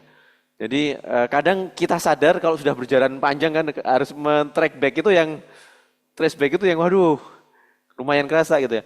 Akan kelihatan kira-kira ketika Bapak Ibu melakukan apa ini. Kalau misalnya Bapak Ibu ada hard code, kemudian di perjalanan Anda melakukan ngeran suatu nilai dan ternyata nilainya tidak berubah. Kira-kira ngeran apa nih Bapak Ibu? Masih kebayang? Ngeran apa kira-kira? Nanti akan ngeran, Bapak Ibu ngeran sensitivity itu tidak akan berubah. Kalau di situ di tengah misalnya inflasinya 5%, di perjalanan gitu Bapak Ibu, terus di tengah masih ingat kok 5%, 5% dikali dengan growth-nya bla bla bla, nanti keluar sampai NPV. Nah, dipotong kan di tengah sini ya. Nanti ketika mengganti asumsi inflasi yang di depan, ini tidak akan nyambung sampai belakang. Dan akhirnya nggak berubah. Nah, itu harus di trace back. Oh, ternyata di sininya. Makanya kenapa nih flexibility ini memudahkan kita ya untuk melakukan penyesuaian-penyesuaian. Nah, visual output itu yang tadi saya sampaikan yaitu dalam rangka untuk simplicity. Jadi kita bisa melihat biasanya kita perlu visual output untuk apa? Masih kalau misalnya yang pernah kebayang, saya dengan melihat output tertentu, ini ada masalah. Kira-kira biasanya ngelihat apa? Bagian apa? Dengan visual output bisa mengevaluasi secara singkat tanpa harus detail melihat ke angka. Biasanya kalau ada yang di keuangan bisa melihat cash flow.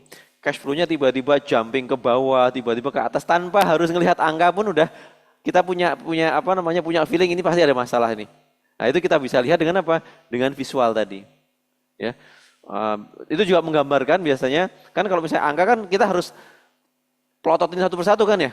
Oh, ini naik turun, tapi nggak kelihatan patternnya. Tapi dengan visual kita akan melihat secara mudah, oh ini patternnya ada yang masalah gitu ya. Gitu biasanya memudahkan kita dalam mengevaluasi ya. Itu saya biasanya tampilkan kalau membuat untuk cash flow, untuk penerima cost kemudian cash inflow, sehingga kita memudahkan evaluasinya. Oke. Nah, how financial works, ya ini kan financial tadi ya, ada historical financial data, assumption, create dan mensimulasikan. Kalau bicara simulasi berarti ada suatu fenomena yang kita coba replicate ya. Udah ini kayaknya udah bahas, nggak perlu. Nah ini prosesnya tadi ya, define, gather, structure, identify, build. Nah yang paling menarik adalah kalau Bapak Ibu membuat financial model, apakah pernah Bapak Ibu membuat financial model sekali jadi? Jagoan banget tuh kalau sekali jadi. Bikin NPV yang real ya, bukan yang fabricated ya. Ada yang pernah satu jadi? Wah itu saya salut itu. Karena kalau kita bikin biasanya udah sampai V20, V21, V31 itu. Kenapa? Karena udah melakukan iterasi-iterasi untuk penyesuaian ya. Oke, ini nah ini mungkin yang nanti akan kita lakukan. Jadi kita semacam ada modul-modul, tab-tabnya tadi. Ini ada tab untuk data historis, nanti ada proyeksi pemerintahan, ada anggaran penjualan. Nah ini kan tab-tabnya ya. Ada rogi laba, ada neraca, ada performansi, ada proyeksi arus kas. Ini sebenarnya yang kita lakukan tab-tab ini yang kita akan buat dalam bentuk spreadsheet tadi, ya, untuk mudahkan. Dan ini kan terkait satu sama lain ya. Nanti kalau kita menggunakan simulasi kan asumsinya ini kan cuma satu angka saja ya, satu angka. Nanti kalau misalnya coba angkanya dirubah, tentunya ini akan berubah. Jadi kalau kita bicara NPV itu kan ada di mana? Di bagian sini kan ya, kelayakan dan valuasi kan ya. Berarti di akhir itu semacam black box kan ya. Sebenarnya itu proses dari satu angka kita masukkan ke sini semua, nanti keluar hasil, gitu kan ya kalau kita realnya. Sementara kalau kita menghitung biasanya sudah given ya.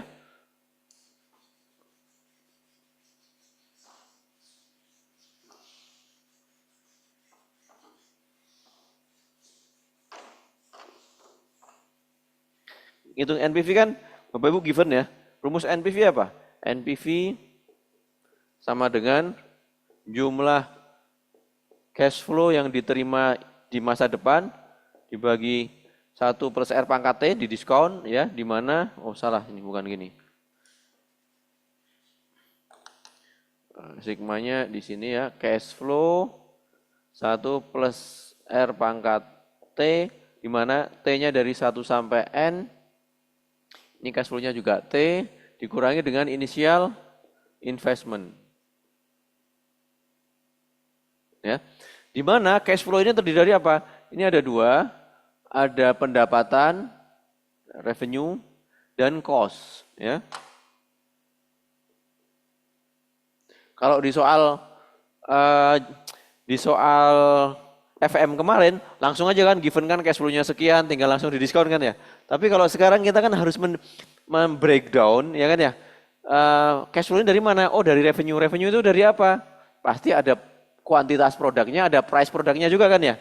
Nanti kuantitas dari mana? Oh ini dari produksinya, ini ada apa lagi gitu kan ya. Cost-nya juga macam-macam. Ada dari COGS-nya, ini ada 3, ada labor-nya, ada material, ada overhead, ya kemudian di sini ada inflasi, ya asumsi-asumsi ya, assumption. Ini ada misalnya interest-nya, ya kemudian ada inflasi, kemudian ada ya macam-macam lah. Nah ini yang harus kita breakdown kan ya nanti ya. Kalau yang kemarin Anda ketika melakukan financial statement analysis, ya itu given. Di case juga biasanya given ya. Tapi nanti ketika real berarti itu harus kita cari sendiri kan ya. Oke. Nah dikurangi dengan initial investment. Nanti R-nya, nah keluarlah angka-angka di sini. Ini kan sama perhitungan NPV-nya, lebih detail ya. Dalam menghitung revenue ya, menghitung revenue dan cost, nanti ada hubungannya di income statement ya. Ini bicara tentang cash flow. Cash flow gimana ngitung OCF? OCF gimana? Oh, nah kalau misalnya ini ada juga ngitung FCF ya. Nah ini 3 FCF ada 2 lagi ya. Ada yang to equity, FCF to equity, ada FCF, free cash flow ya. Ada free cash flow to equity, ada free cash flow to the firm. Nah, nanti kita harus mendefinisikan. Nanti ini apa rumusnya, ada juga. Oke, itu barangkali advanced teknik ya, skenario analisis, Monte Carlo, sensitivity. Nanti kita akan lakukan semua. Complex valuation. Nah, kalau valuasi masih ingat valuasi itu apa Bapak Ibu? Valuasi? Valuasi adalah NPV dihilangkan initial investment. Karena apa? Valuasi itu kan present value of future cash flow kan? Jadi kalau kita bicara valuasi sebenarnya kalau Anda udah belajar NPV IRR ya tinggal dihilangkan investmentnya aja udah jadi valuasi. Karena dia adalah future cash flow. Masih ingat kalau misalnya kita bicara tentang valuasi ada 3 jenis. Yang kita remind aja ya. Valuation apa aja? Basisnya asset base. Nah, ini yang accounting base ya, berbasis akuntansi yang berapa nilai asetnya dari fixed asetnya yang dimiliki ya, atau total asetnya. Tapi kalau yang di finance itu ada 2. Ada yang income base ya. Dan ada market base. Ya. Apa itu income base? Ya ini dari income apa? Free cash flow ya, OCF sehingga kita sebut kadang namanya DCF, discounted cash flow. Ini yang finance. Karena apa? Dia melihat masa depan. Kalau ini lihat masa lalu. Jelas? Ya kan? Aset kan masa lalu kan ya. Tapi kalau income itu kita lihat masa depan. Mungkin nggak terkait sama asetnya. Berapa sih yang penting income yang digenerate oleh aset tersebut. Yang nantinya kita present value nilainya adalah itu gitu. Kalau market base ini berarti berdasarkan pasar. Pasar itu apa? Dia melakukan benchmarking. Kita sebut sebagai price multiples. Price multiples. Ya, sini ada PE ratio, book to market ratio itu ya, semuanya berdasarkan itu. Nah, 2 ini yang biasa dipakai di keuangan. Kalau di sini biasanya dipakai akuntansi. Tapi kalau di sini biasa dipakai oleh private company atau BUMN. Tapi kalau BUMN juga enggak ya. Kalau untuk yang government company biasanya dia menggunakan asset base. Kenapa? Karena untuk memudahkan ya, misalnya BSI ya, Bank Syariah Indonesia itu kan gabungan dari 3 bank kan ya. Bank BRIS ya, Bank BRI Syariah, BNI Syariah dan Mandiri Syariah kan ya. Nah, kalau misalnya masing-masing menggunakan income base ya nanti saling mengklaim kan, itu kan masalah klaim kan ini kan ya. Iya enggak? Future cash flow kan? Repot. Tapi kalau misalnya untuk yang aset base ya aset kamu berapa gitu. Jadi ini biasanya digunakan kalau kita melakukan akuisisi ya. Kemarin misalnya sekarang yang lagi rame ya XL dengan friend atau itu ya, dengan friend yang masalah ya. Itu dia swasta kan. Kalau swasta biasanya jarang mau menggunakan aset base. Saya punya value sekian, value-nya dari mana? Biasa dari income kan ya. Saya akan bisa mengenerate sebesar ini gitu ya. Meskipun nanti biasanya akan dikaitkan mana yang paling besar. Orang namanya jualan kan. Mau menjual perusahaannya kan ya dicari yang paling besar. Market base ini biasanya ini untuk komparasi. Tapi kalau untuk kita ingin jual beli sebagai investor retail, ini yang paling cepat mengambil keputusan. Ya kan ya, kita cuma bandingkan aja. Makanya kalau misalnya di pasar modal yang sering digunakan adalah price multiples. Di CF kita harus ngitung dulu tuh, bongkar dulu tuh. Free cash flow-nya berapa, kemudian growth-nya seperti apa, kemudian dengan asumsi-asumsi akhirnya dapat lah kira-kira intrinsic value-nya berapa. Tapi udah kelamaan, mungkin sahamnya udah berubah lagi gitu ya. Tapi kalau misalnya cepat oke. Nah, tapi kita karena terkait sama project, ya ini yang paling utama. Ya.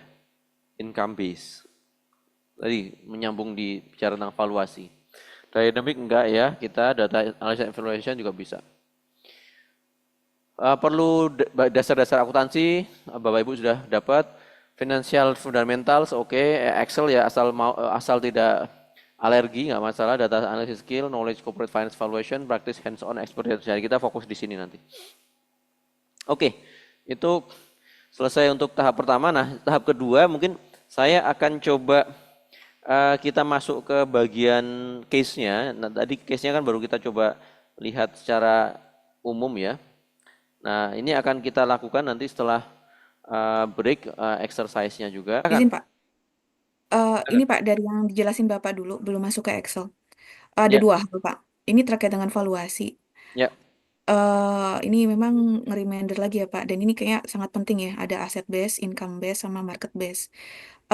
Biasanya kan memang perusahaan pakai income base gitu ya, tapi ada kemungkinan misalkan ya ada yang apa namanya jahil gitu kan, kok lu kemahalan sih misalnya akuisisinya gitu kan atau kemurahan. Nah bisa jadi dia tuh melihatnya bukan dari income base gitu ya Pak ya, tapi dari market base gitu ya Pak. Nah apakah baiknya dalam suatu apa namanya rencana transaksi perusahaan gitu ya, inisiatif perusahaan, apakah ini juga harus diakses semuanya gitu ya Pak, sehingga kelihatan sebenarnya masing-masing valuasi ini nih gimana sih Ya, profilnya gitu ya Pak Yuda ya, gimana Pak? ya.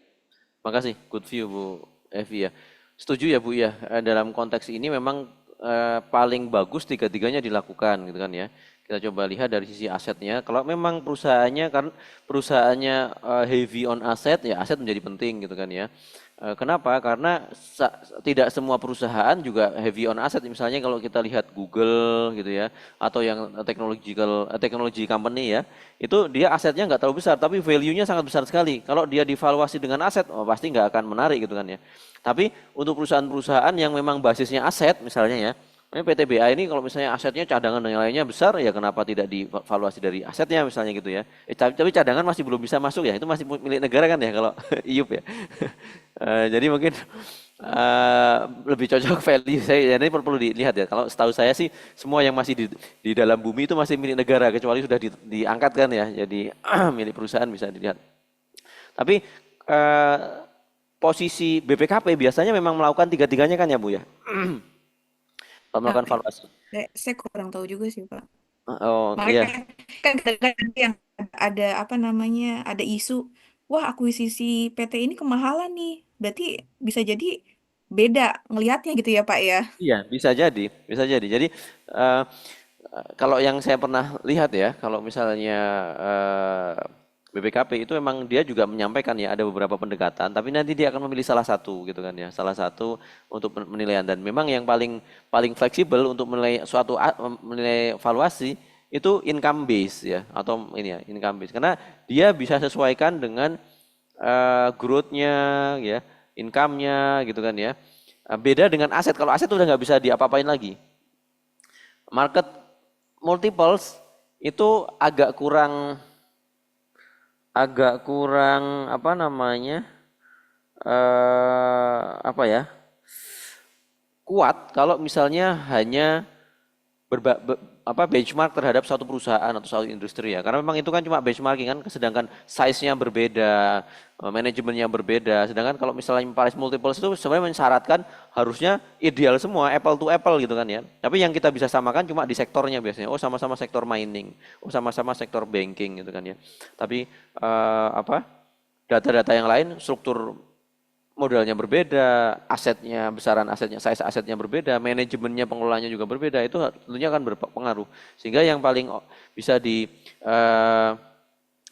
ya, yang harapannya lebih objektif, itu tentunya ke bagian income base. Dan kembali kalau udah income base, ya kita harus bisa men-challenge asumsi-asumsinya Bu. Ya kan ya, bener nggak nih asumsi-asumsi yang dibikin? Saya pernah melakukan valuasi juga ya. Jadi ada suatu perusahaan BUMN juga, dia beli karena dia mau bikin PLN mulut tambang, di mana pembangkit listrik mulut tambang, di mana batu baranya nggak terlalu bagus. Jadi dia kalau misalnya harus ditransportkan dulu, terlalu mahal gitu kan ya. Tapi kalau dia di mulut tambang kan ya nggak perlu transport kan, masih nutup buat buat kelayakannya. Tapi berjalan waktu lama gak jadi-jadi, akhirnya ada PLN itu bikin RUPTL kan ya, rencana ini ya RUPTL-nya, dan kebijakan RUPTL ternyata berubah. Maksudnya tidak boleh lagi membuat PLN yang pembangkit listrik tenaga uap ya, batubara maksudnya. Mereka coba untuk mencari alternatif lainnya terkait sama NDC. Nah, apa yang terjadi? Akhirnya tambang ini, karena udah beli IUP-nya kan, udah beli ininya. Ternyata kalau mau dijual keluar, jadi nggak layak. Nah, ketika dilakukan revaluasi, valuasinya terlalu tinggi waktu itu. Tapi kalau disambungkan dengan pembangkit listrik mulut tambang tadi masihnya masuk ya, harganya tadi ya. Tapi ketika di stand alone kan, dengan lihat pasar itu overpricing gitu ya. Jadi memang kadang konteks itu menjadi penting juga Bu ya. Kalau misalnya, tapi repot kan gitu kan. Loh, kenapa kamu beli kok kemahalan gitu kan? Kalau lihatnya sekarang kan Iya. kemahalan kan dulu ya. Loh, kalau dulu nggak kemahalan karena masuk secara ekonomi dengan FS-nya, tapi sekarang jadi kemahalan karena udah nggak boleh dijadikan pembangkit listriknya udah nggak bisa, nggak ada lagi, udah demo apa di moratorium ya istilahnya, nggak boleh ini lagi. Misalnya itu contoh bahwa konteks valuasi itu juga ternyata sangat tergantung ininya ya, sikonnya gitu Bu. Itu Iya yang Pak. melakukan BPKP sih dulu. Berarti maksudnya gini Pak, kalau kalau menurut Pak Yuda nih dari 3 valuasi ini, Hmm. urutannya nih Pak, bisa jadi mungkin yang paling tinggi nilainya mungkin dari income gitu ya, Mm-mm. income valuasi, kemudian aset, baru ke market gitu ya, Ya, atau seperti apa Pak ya, secara best baik. practice? Kalau saya biasanya bikin range Bu, ya. Range dari yang paling mahal ya intinya kita menghitung yang aset berapa besar, yang Oke. income berapa besar, kemudian kalau market market price multiples atau market value itu market based valuation itu lebih untuk melengkapi saja. Tapi yang paling utama menurut saya sih cuma dua. Yang satu itu adalah aset, yang kedua adalah income. Nah, range itulah yang menurut kami ya, range yang rasional kalau kita melakukan jual beli. Selama masih di range itu sebenarnya kita masih bisa terima ya. Tapi kalau udah di range itu something wrong gitu ya. Oke, Paling oke. itu Bu. Berarti room untuk negosiasinya Iya, ya room for dari tadi ya, negotiation. aset Heeh. sama income gitu Jadinya ya. kalau misalnya, Oke, karena oke. ada yang orang Oke, kemudian oke. kalau dari sisi pembeli pasti coba cari yang paling murah kan. Biasanya aset tuh paling murah tuh. Iya, Lihatnya betul. asetnya gitu kan ya. Tapi kalau dari apa namanya Jual. penjualnya pasti ngelihat income-nya karena saya akan menjadi besar. Tapi yang paling logis adalah di antara itulah gimana caranya supaya bisa terpenuhi dua-duanya gitu kan ya. Oke, oke, oke. Mm. Siap. Mungkin kalau Sip, terutama sip. kalau government ya harus di strict di situ. Tapi kalau swasta ya kalau nggak sesuai dengan keinginan saya valuasi sebesar ini. Kalau Anda nggak mau beli ya udah nggak masalah itu kalau private ya. Tapi kalau government kan ada permintaan dari pemerintah, Anda harus misalnya membeli ini, nah berapa belinya ya harus ada dasarnya. Dasarnya di range itu biasanya. Ya, ya. Oke, siap Pak Yuda. Pak Ya, Yuda boleh satu lagi Pak Yuda yang terkait dengan silakan NPV. Bu. Terkait dengan NPV. eh Mungkin mastiin aja. Itu kan ada faktor diskon di situ ya Pak ya. Mhm. Pendekatannya kan salah satunya dengan WACC gitu ya Pak Yuda Ya, ya. ya. Itu bisa kita langsung ambil. Eh, Ke mute Bu Evi. Oh ya, maksudnya nilai diskontonya kita bisa langsung ambil dari WACC aja gitu ya Pak? Oke, good point juga ini. Ini selalu jadi diskusi juga ya. Kalau misalnya tugas mahasiswa juga ngambil TA, final project ya. Ini diskontonya dari corporate udah ada loh, ya kan ya? Ini dari corporate ya kan, WACC plus 3 misalnya, WACC plus 1, WACC plus berapa gitu kan ya. Terkait dengan risk premiumnya untuk masing-masing sektor seperti apa. Terus saya baiknya pakai WACC corporate atau pakai WACC hitungan saya sendiri ya, atau yang lain gitu kan ya. Nah, kalau saya sih prinsip WACC itu kan mendiskon ya. Jadi biaya modal. Kalau untuk kasus final project biasanya coba hitung dulu kalau Anda menghitung WACC berdasarkan data yang Anda miliki gitu kan ya.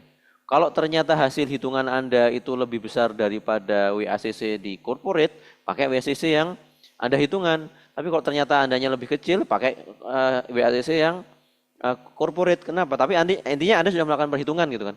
Kenapa? Karena prinsip yang mau kita pegang adalah konservatif.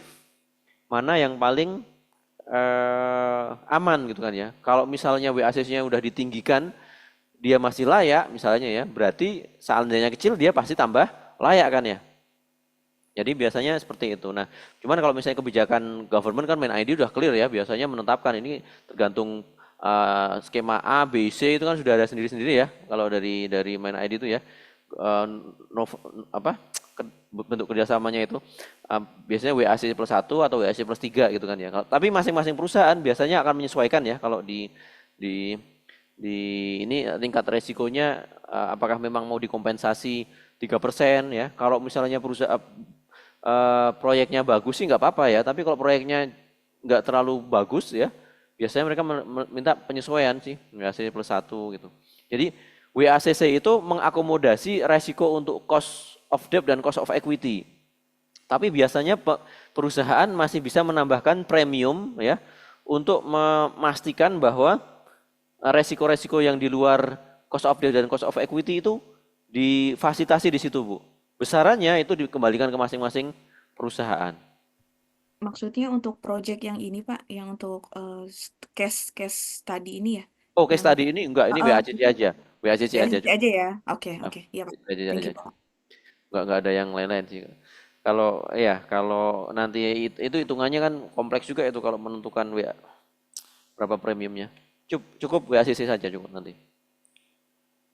Ada lagi Bapak Ibu? Good point ya Bapak Ibu ya, memang mungkin lebih senang diskusi sih kalau misalnya terkait dengan valuasi atau NPV atau misalnya Bapak Ibu punya case ya yang kita bisa coba dalami juga feel free saja kita share di sini. Selama itu open ya maksudnya. Oke. Baik, kita kembali ke case kalau gitu, mini case dulu kalau misalnya tidak ada. Jadi saya coba menjelaskan tentang mini case-nya dan juga asumsi-asumsi yang ada di dalamnya. Dalam cara untuk mengisi asumsinya tadi udah, ini case-nya mungkin sudah saya coba sampaikan, tapi di sini ada bagian assumption, saya coba jelaskan dulu.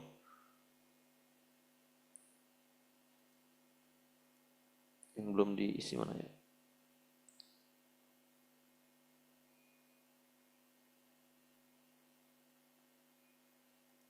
Nah,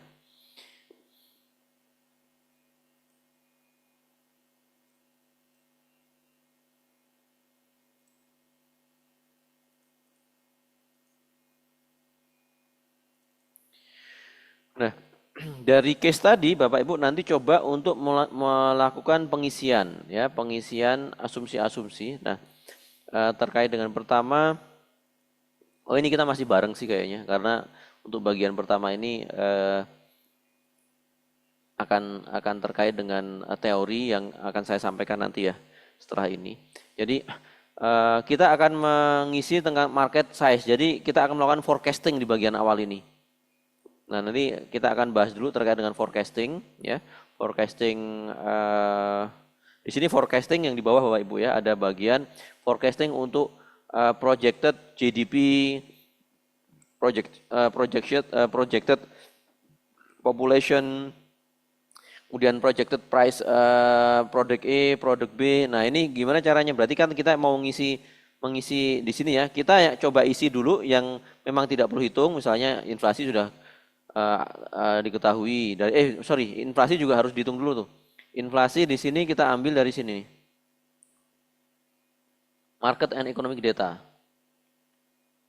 Nah, ini ada inflasinya, ini ada rata-ratanya, average-nya. Kita asumsinya tadi pakai average aja Mas ya. Ini yearly inflation. Jadi 5,3, nanti inflasinya kita mengisinya gini, di refer terhadap angkanya ya, sehingga kalau ada perubahan kita tinggal mengajukan. Kemudian di sini juga sama, nanti seperti inilah kurang lebih digeser ke kanan ya. Jadi jangan di copy, tapi di referencekan. Number days ini juga sama 365, hanya bagian awalnya saja, di belakangnya juga nanti akan disamakan seperti ini Bapak Ibu kurang lebih. Kita bisa langsung ya, kemudian average GDP. Nah, GDP kita juga mengacu ke GDP, di sini ada tadi. Oh salah, sorry. Ini yang GDP ya, salah ngambil saya. Ini harusnya yang GDP. Inflasinya di atasnya.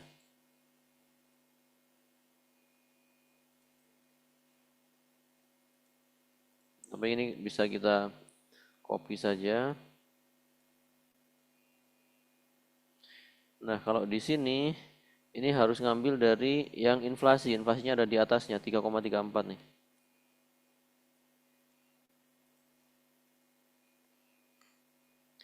Oke, sudah terpenuhi. GDP growth. GDP growth dari mana Bapak GDP growth-nya? Dari case-nya. Kita ada di case di GDP growth. GDP growth adalah 1,14%. Ya, 1,14%. Bisa dua sebenarnya ya. Bentar nih, coba kita cek dulu ya. Apakah dari sini?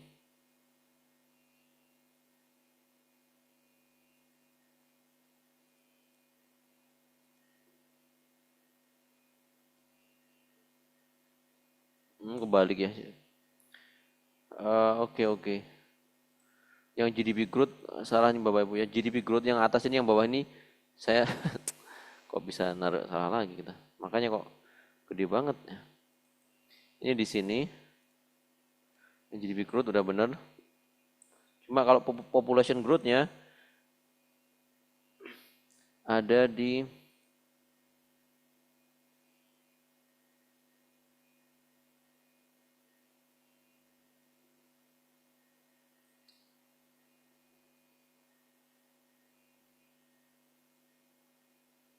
population-nya, kita coba lihat dari sini, ada population kah?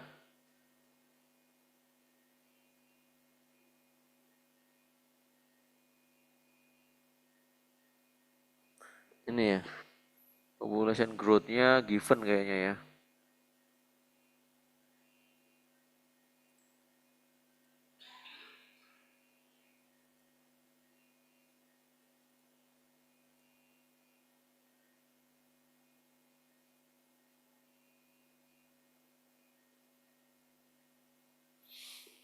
Oke. Karena dia ada keterangannya, sorry, ini saya lupa ya. Nanti kita coba hitung untuk yang population-nya, dia harus pakai CAGR ternyata. Karena ada population di sini, ada population ya, ada population-nya. Kita bisa menghitung dengan rumus CAGR. Ya, ini terakhir mungkin sama dengan, masih ingat rumus CAGR Bapak Ibu? CAGR?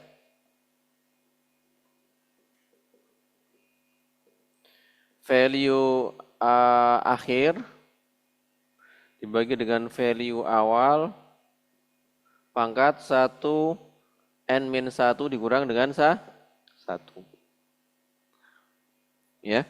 Berarti apa di sini?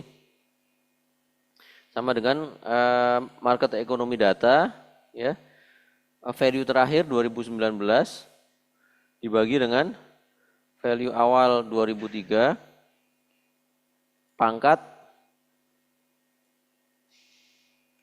1 dibagi ini 20 minus 1 kurang 1. 1,43 ya. Oke. Baik, sampai di situ dulu pengisian. Nanti untuk yang bagian revenue kita akan isi bersama lagi, tapi sebelum diisi kita ada satu materi tentang forecasting ya, supaya Anda paham konteksnya bagaimana kita melakukan forecast untuk masing-masing ini. Baik.